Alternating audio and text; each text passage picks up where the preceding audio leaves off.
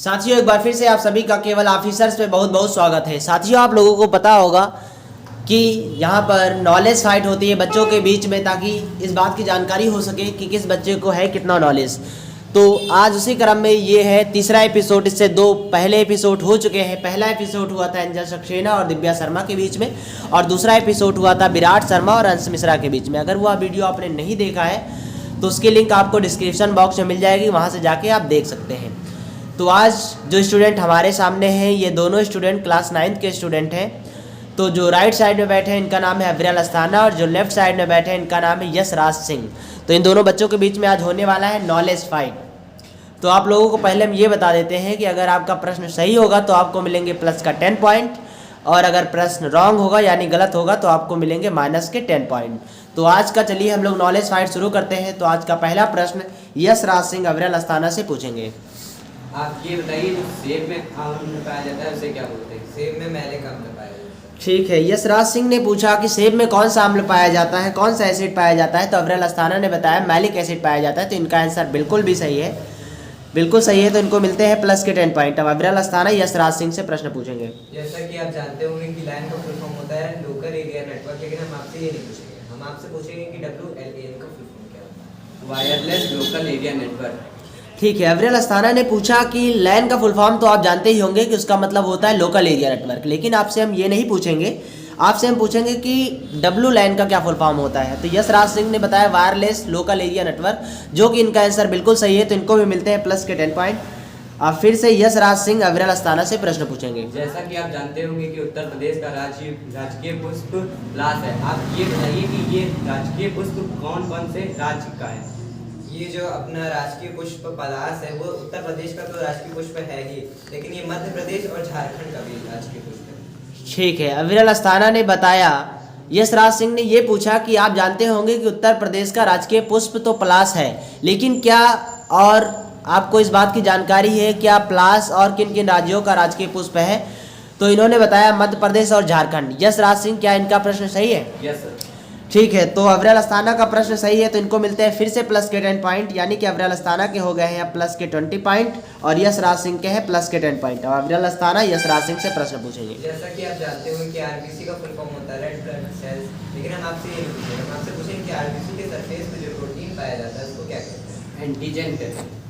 ठीक है, अविरल अस्थाना ने पूछा कि भैया आरबीसी जो होता है इसका फुल फॉर्म तो होता है रेड ब्लड सेल्स या रेड ब्लड कार्पोसेल्स, लेकिन आपसे हम ये नहीं पूछेंगे। आपसे हम ये पूछेंगे आरबीसी के सरफेस पे जो प्रोटीन पाया जाता है उसका क्या नाम है। तो उसका नाम है, यशराज सिंह ने बताया एंटीजन। अब हम यशराज सिंह से ये पूछते हैं कि भैया जो एंटीजन होता है, मतलब इससे हम लोग क्या पता कर सकते हैं? इससे हम लोग किसी भी ब्लड ग्रुप का पता कर सकते हैं। अगर वो A टाइप का एंटीजन है तो वो ब्लड ग्रुप A होगा। ठीक है, तो यशराज सिंह का प्रश्न बिल्कुल सही है। तो इनको मिलते हैं प्लस के 10 पॉइंट, और यानी कि अब यशराज सिंह के हो गए हैं प्लस के 20 पॉइंट। यानी कि यशराज सिंह ने बताया कि जो भैया आरबीसी के सरफेस से प्रोटीन पाया जाता है उसको एंटीजन बोलते हैं, और उसी एंटीजन से ये पता लगाया जाता है कि किसका ब्लड ग्रुप कैसा है। अगर ए प्रकार का एंटीजन पाया जाएगा यानी कि ब्लड ग्रुप उसका ए होगा। तो अब यशराज सिंह फिर से अविरल अस्थाना से प्रश्न पूछेंगे। जैसा कि आप जानते होंगे RNA का फुल फॉर्म होता है राइबोन्यूक्लिक एसिड। हम आपसे ये नहीं पूछेंगे। आप ये बताइए, जो RNA कन्वर्ट होता है जब प्रोटीन में, तो उस प्रोसेस को क्या बोलते हैं? जब RNA प्रोटीन में कन्वर्ट होता है तो उसको कहते हैं ट्रांसलेशन। ठीक है, यशराज सिंह ने पूछा कि भैया आरएनए जब कन्वर्ट होता है प्रोटीन में तो वो क्या कहलाता है। तो अविरल अस्थाना ने बताया ट्रांसलेशन, जो कि इनका आंसर बिल्कुल सही है। तो इनको मिलते हैं फिर से प्लस के 10 पॉइंट, यानी कि अब अविरल अस्थाना के टोटल प्लस के 30 पॉइंट हो चुके हैं और यशराज सिंह के 20 पॉइंट। अब अविरल अस्थाना यशराज सिंह से प्रश्न पूछेंगे। जैसा कि आपने अपनी बुक्स में पढ़ा ही होगा कि अमेरिका ने जो है जापान में बॉम्ब गिराया था, एटम बॉम्ब। तो आपको बताना है कि कहाँ गिराया था एटम बॉम्ब में। कोई दो जगह पे गिराया था, तो दो जगह के आपको नाम बताने और सन बताना।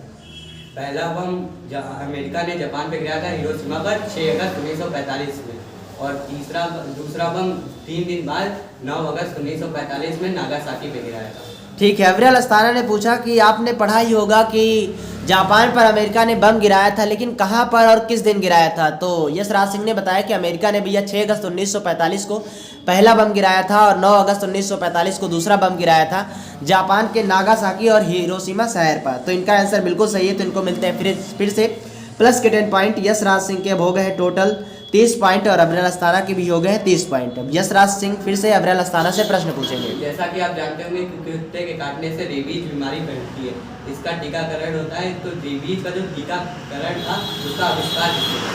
रेबीज जो बीमारी है वो कुत्ते के काटने से होती है, ये तो हमें भी पता है, लेकिन ये जो रेबीज की जो वैक्सीन है उसका इन्वेंशन लुईस पास्चर ने किया। ठीक है, यशराज सिंह ने पूछा कि जो रेबीज का टीकाकरण यानी कि रेबीज का वैक्सीन किसने बनाया था, किसने उसकी खोज किया था? तो अब्रेल अस्थाना ने बताया लुईस पास्चर, जो कि इनका आंसर बिल्कुल सही है। तो इनको मिलते हैं प्लस के 10 पॉइंट फिर से, यानी कि अब अब्रेल अस्थाना के हो गए टोटल प्लस के 40 पॉइंट और यशराज सिंह के हैं प्लस के 30 पॉइंट। अब अब्रेल अस्थाना फिर से यशराज सिंह से प्रश्न पूछेंगे। जैसा कि आप जानते होंगे कि ऑस्ट्रिच का एग जो है वो हमारा सबसे बड़ा सेल होता है, लेकिन हम आपसे ये नहीं पूछेंगे, हम आपसे पूछेंगे कि ऑस्ट्रिच जो है वो कहाँ पाया जाता है। अब्रेल अस्थाना ने पूछा कि भैया ऑस्ट्रिच जो होता है यानी कि शुतुरमुर्ग, उसका जो अंडा होता है ये सबसे बिगेस्ट सेल होता है अगर ओवरऑल में देखा जाए।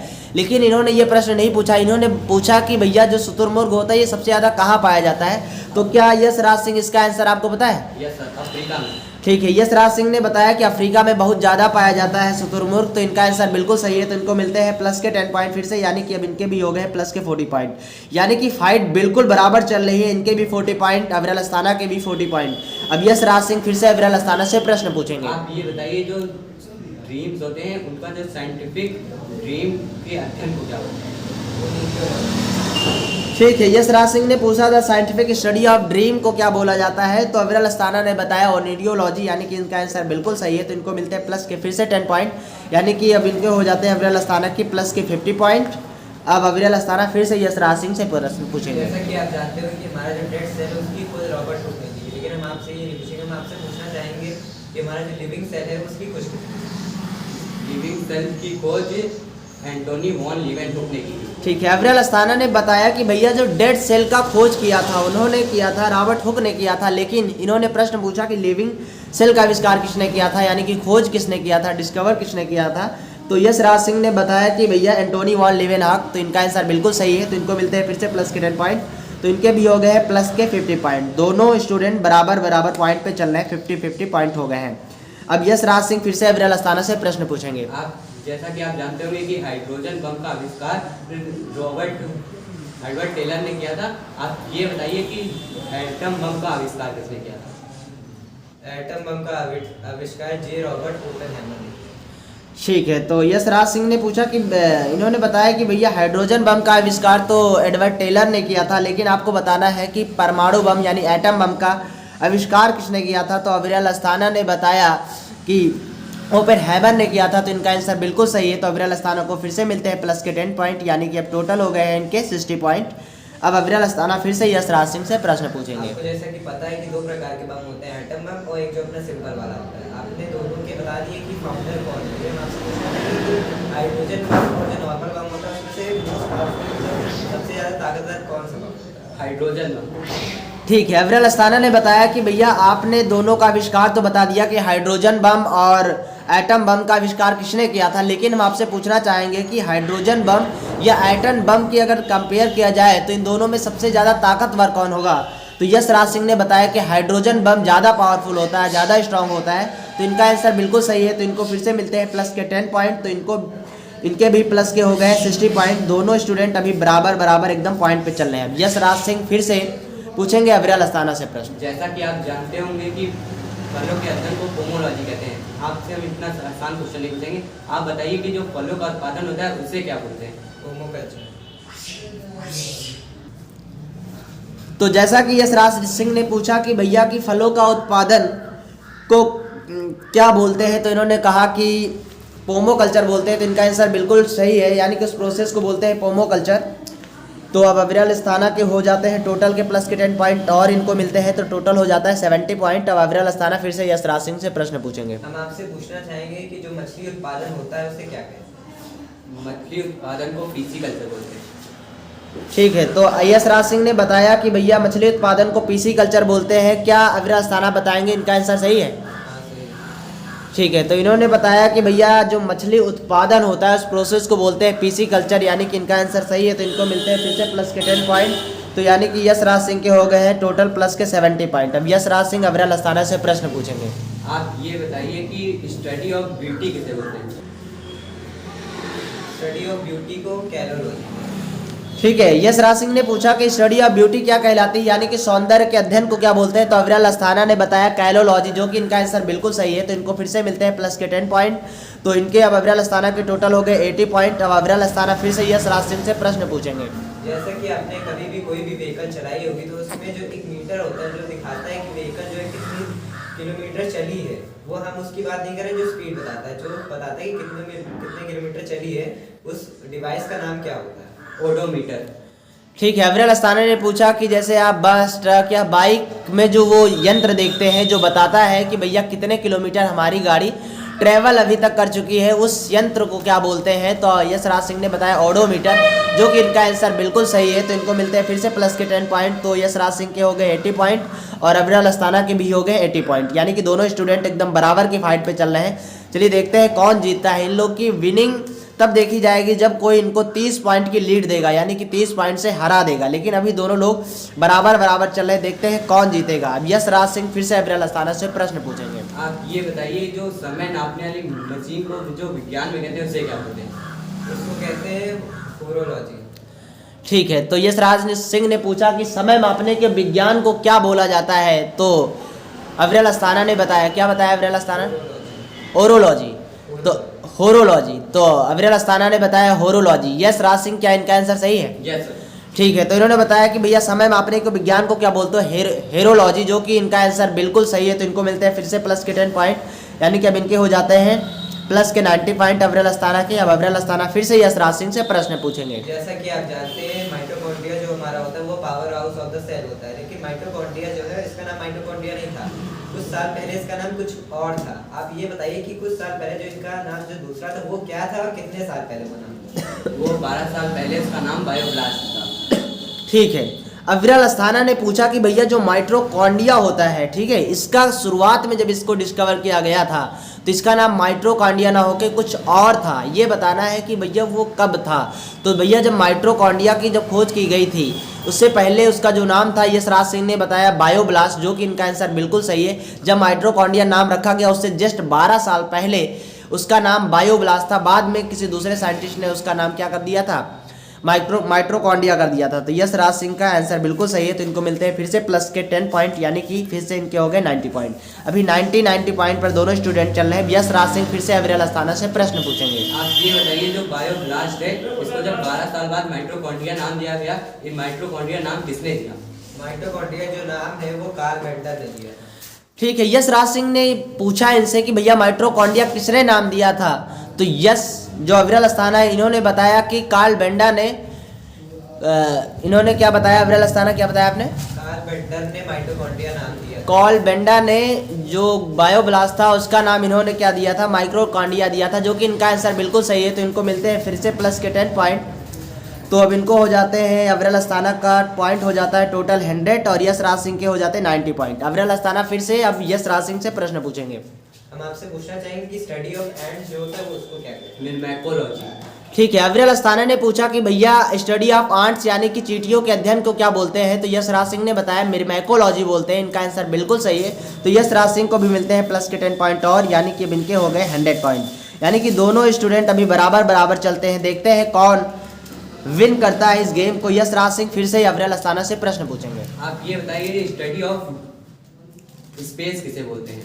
स्टडी ऑफ स्पेस कॉस्मोलॉजी को कहते हैं। ठीक है, यश राज सिंह ने ये पूछा कि भैया स्टडी ऑफ स्पेस यानी कि ब्रह्मांड के अध्ययन को क्या बोला जाता है? तो अविरल अस्थाना ने बताया कॉस्मोलॉजी, जो कि इनका आंसर बिल्कुल करेक्ट है। तो इनको मिलते हैं फिर से प्लस के 10 पॉइंट। तो अविरल अस्थाना के हो जाते हैं 110 पॉइंट प्लस के और यश राज सिंह का प्लस का 100 पॉइंट है। अविरल अस्थाना फिर से यश राज सिंह से प्रश्न पूछेंगे। हम आपसे पूछना चाहेंगे कि आरटीपीसीआर का फुल फॉर्म क्या है? अविरल अस्थाना ने पूछा कि भैया आरटीपीसीआर का क्या फुल फॉर्म होता है? यश राज सिंह, क्या आपको इसका फुल फॉर्म पता है? Reverse transcription. ठीक है, हमको लगता है कि यश राज सिंह को इसका फुल फॉर्म नहीं पता है, यानी कि अब इनके हो जाते हैं माइनस के 10 पॉइंट यश राज सिंह के। तो इनका टोटल पॉइंट हो जाता है प्लस के 90 पॉइंट और अविरल अस्थाना के हो जाते हैं 110 पॉइंट, यानी कि अगर देखा जाए तो 20 पॉइंट की लीड हो चुकी है। ठीक है, अगर 10 पॉइंट की अगर और लीड हो जाती है तो फिर अविरल अस्थाना विन कर जाएंगे इस गेम को। तो इन्होंने बताया कि भैया आरटीपीसीआर का फुल फॉर्म क्या होता है, तो ये यशराज सिंह इसका प्रश्न का उत्तर नहीं बता पाए हैं। क्या अविरल अस्थाना आपको आरटीपीसीआर का फुल फॉर्म पता है? हाँ बताइए। Reverse transcription polymerase chain reaction. ठीक है, अविरल अस्थाना ने बताया कि आरटीपीसीआर जो भैया मशीन होती है जो कोरोना की जांच करती है, जिससे ये पता चलता है कि आदमी को कोरोना है या नहीं है, पॉजिटिव है या नेगेटिव है, उस मशीन को जो बोला जाता है आरटीपीसीआर। इन्होंने बताया कि उसका फुल फॉर्म क्या होता है। ठीक है, अब फिर से प्रश्न पूछेंगे यशराज सिंह अविरल अस्थाना से। आप ये बताइए जो बेसबॉल में कितने प्लेयर होते हैं? बेसबॉल में 9 प्लेयर 8 प्लेयर्स होते हैं। ठीक है, यशराज सिंह ने पूछा अविरल अस्थाना से कि भैया बेसबॉल जो होता है गेम, उसमें कितने प्लेयर होते हैं, तो अविरल अस्थाना ने बताया, कितने बताया आपने? 8 बताया। क्या यशराज सिंह इनका आंसर सही है? नहीं। इनका आंसर गलत है, तो आप क्या बता पाएंगे इसका सही आंसर क्या है? 9 होते हैं। इन्होंने कहा कि भैया बेसबॉल में 9 प्लेयर होते हैं, अविरल अस्थाना ने बताया कि 8 प्लेयर होते हैं, तो अविरल अस्थाना का भी एक प्रश्न गलत हो जाता है। तो अविरल अस्थाना के टोटल हो जाते हैं 110। 110 थे तो यानी 10 माइनस हो जाएगा, यानी कि टोटल इनके हो जाएंगे 100 पॉइंट। और यश के हैं टोटल के 90 पॉइंट। अब भैया अविरल अस्थाना फिर से यशराज सिंह से प्रश्न पूछेंगे। किडनी में जो पथरी पाई जाती है उसका रासायनिक नाम क्या होता है? Calcium oxalate. ठीक है, अविरल अस्थाना ने पूछा भैया किडनी में जो स्टोन पाया जाता है, जो पथरी पाया जाता है, उसको रासायनिक नाम यानी कि उसका केमिकल नेम क्या होता है, तो यशराज सिंह ने बताया कैल्शियम ऑक्सीलेट, जो कि इनका आंसर बिल्कुल सही है। तो अविरल अस्थाना यशराज सिंह को फिर से मिलते हैं प्लस के 10 पॉइंट, यानी कि अब अविरल अस्थाना के हो चुके 100 पॉइंट और यशराज सिंह के भी हो गए 100 पॉइंट, यानी कि दोनों स्टूडेंट फिर से बराबर बराबर पॉइंट पे आ गए हैं। अब यशराज सिंह अविरल अस्थाना से प्रश्न पूछेंगे। आप ये बताइए कि लीवर को साइंस की भाषा में क्या बोलते हैं? लीवर को साइंस की भाषा में यानी कि साइंटिफिक लैंग्वेज में हिपैथ बोलते हैं। ठीक है, यशराज सिंह ने पूछा कि लीवर को साइंटिफिक नाम यानी कि साइंस की भाषा में उसको क्या बोला जाता है, तो अविरल अस्थाना ने बताया कि हिपैट बोलते हैं, जो कि इनका आंसर बिल्कुल सही है। तो इनको मिलते हैं फिर से प्लस के 10 पॉइंट, तो इनके हो जाते हैं 110 पॉइंट, यानी कि 110 पॉइंट हो जाते हैं प्लस के। अब अविरल अस्थाना फिर से यशराज सिंह से प्रश्न पूछेंगे। परियोजना को क्या कहते हैं? नदी जोड़ो परियोजना को अमृत क्रांति बोलते हैं। ठीक है, अविरल अस्थाना ने ये पूछा यशराज सिंह से कि नदी जोड़ो परियोजना को कौन सी क्रांति बोलते हैं, तो यशराज सिंह ने बताया कि अमृत क्रांति बोलते हैं, तो इनका आंसर बिल्कुल सही है। तो इनको मिलते हैं फिर से प्लस के 10 पॉइंट, तो यशराज सिंह के हो गए हैं प्लस के 110 पॉइंट। अब यशराज सिंह अविरल अस्थाना से प्रश्न पूछेंगे। आप ये बताइए कि दुग्ध उत्पादन को क्या बोलते हैं? दुग्ध उत्पादन को श्वेत क्रांति बोलते हैं। यशराज सिंह ने अविरल अस्थाना से ये पूछा कि दूध उत्पादन यानी दुग्ध उत्पादन को कौन सी क्रांति बोलते हैं, तो अविरल अस्थाना ने बताया कि श्वेत क्रांति बोलते हैं, तो इनका आंसर बिल्कुल सही है। तो इनको फिर से मिलते हैं प्लस के 10 पॉइंट, तो अविरल अस्थाना के हो जाते हैं 120 पॉइंट। अब अविरल अस्थाना यशराज सिंह से प्रश्न पूछेंगे। जैसा कि आप जानते होंगे कि सेल जीवित होते हैं और उनकी जो लाइफ स्पैन होती है वो कुछ दिन बाद मर जाते हैं। तो आपसे पूछना चाहेंगे 1 सेकंड में कितने सेल जो है मर सकते हैं? 1 सेकंड में 1.5 लाख सेल बनते हैं, 150 लाख। ठीक है, अविरल अस्थाना ने पूछा कि जो सेल होता है वो 1 सेकंड में कितने लाख सेल मर जाते हैं, तो यशराज सिंह ने बताया लगभग 150 लाख सेल मर जाते हैं, तो इनका आंसर बिल्कुल सही है। तो इनको मिलते हैं फिर से प्लस के 10 पॉइंट, तो यशराज सिंह के हो जाते हैं भी 120 पॉइंट और अविरल अस्थाना की भी 120 पॉइंट। दोनों लोग अभी एकदम बराबर फाइट कर रहे हैं। अब यशराज सिंह अविरल अस्थाना से प्रश्न पूछेंगे। जैसा कि आप जानते होंगे कि आरबीसी में न्यूक्लियस नहीं पाया जाता, आप ये बताइए कि कौन से 2 जानवर में आरबीसी के न्यूक्लियस पाया जाता है? लामा और ऊंट के आरबीसी में न्यूक्लियस पाया जाता है। ठीक है, यशराज सिंह ने बहुत ही बेहतरीन प्रश्न पूछा अविरल अस्थाना से कि भैया अगर ह्यूमन बॉडी की बात किया जाए या किसी की बॉडी की बात किया जाए तो उसका जो आरबीसी होता है उसमें न्यूक्लियस नहीं पाया जाता है, लेकिन 2 ऐसे जानवर हैं जो एक्सेप्शन का काम करते हैं। यानी कि यशराज सिंह ने पूछा कि कौन से ऐसे 2 जानवर हैं कि जिसके आरबीसी में न्यूक्लियस प्रेजेंट रहता है, न्यूक्लियस पाया जाता है, तो अविरल अस्थाना ने बिल्कुल सही आंसर दिया कि लामा और ऊंट जो है ये दोनों जानवर ऐसे हैं जिनके आरबीसी में न्यूक्लियस पाया जाता है, प्रेजेंट होता है, तो इनका आंसर बिल्कुल सही है। तो इनको मिलते हैं फिर से प्लस के 10 पॉइंट, तो अविरल अस्थाना के हो जाते हैं टोटल 130 पॉइंट। अब अविरल अस्थाना यशराज से प्रश्न पूछेंगे। आप हमें आरबीसी का फुल फॉर्म बताइए। Red blood corpuscles. ठीक है, अविरल अस्थाना ने यशराज सिंह से पूछा कि भैया आरबीसी का क्या फुल फॉर्म होता है, तो यशराज सिंह ने इसका आंसर सही दिया, तो इनको मिलते हैं प्लस के 10 पॉइंट, तो इनके भी हो जाते हैं प्लस के 130 पॉइंट। अब यशराज सिंह अविरल अस्थाना से प्रश्न आप पूछेंगे। बताइए आईपीएस को full form. Indian police service. ठीक है, यशराज सिंह ने पूछा आईपीएस का क्या फुल फॉर्म है, तो अविरल अस्थाना ने इसका आंसर बिल्कुल सही दिया, तो इनको मिलते हैं फिर से प्लस के 10 पॉइंट, तो इनके हो जाते हैं प्लस के 140 पॉइंट और यशराज सिंह के हो जाते हैं प्लस के 130 पॉइंट। अब अविरल अस्थाना यशराज से प्रश्न पूछेंगे। हम आपसे पूछना चाहेंगे कि डीबीएमएस का फुल फॉर्म क्या होता है? एक बार मुझसे क्वेश्चन आप बोलिए। हम आपसे पूछना चाहते हैं कि DBMS का जो फुल फॉर्म होता है वो क्या होता है? Database management system. ठीक है, अविरल अस्थाना ने पूछा कि DBMS का क्या फुल फॉर्म होता है, तो यश राज सिंह ने बिल्कुल इसका आंसर सही दिया है, डाटाबेस मैनेजमेंट सिस्टम। तो इनको मिलते हैं फिर से प्लस के 10 पॉइंट। तो यश राज के भी हो जाते हैं प्लस के 140 और अविरल अस्थाना के भी हो जाते हैं प्लस के 140। अब अविरल अस्थाना अब यश राज सिंह फिर से अविरल अस्थाना से प्रश्न पूछेंगे। आप बताइए कि बेसिक का फुल फॉर्म क्या होता है? बेसिक का full form beginners all purpose symbolic introduction code.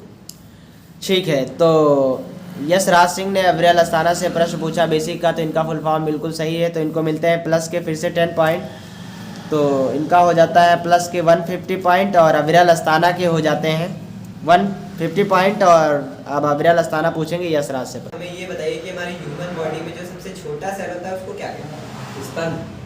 ठीक है, अविरल अस्थाना ने यश राज से पूछा कि भैया ह्यूमन बॉडी के अंदर जो सबसे स्मॉलेस्ट सेल होता है, तो यश राज ने इसका आंसर बताया स्पर्म, जो कि इनका आंसर बिल्कुल सही है। तो यश राज को भी मिलते हैं प्लस के 150 पॉइंट, यानी कि 150 पॉइंट प्लस के यश राज सिंह के हो गए और अविरल अस्थाना के हो गए।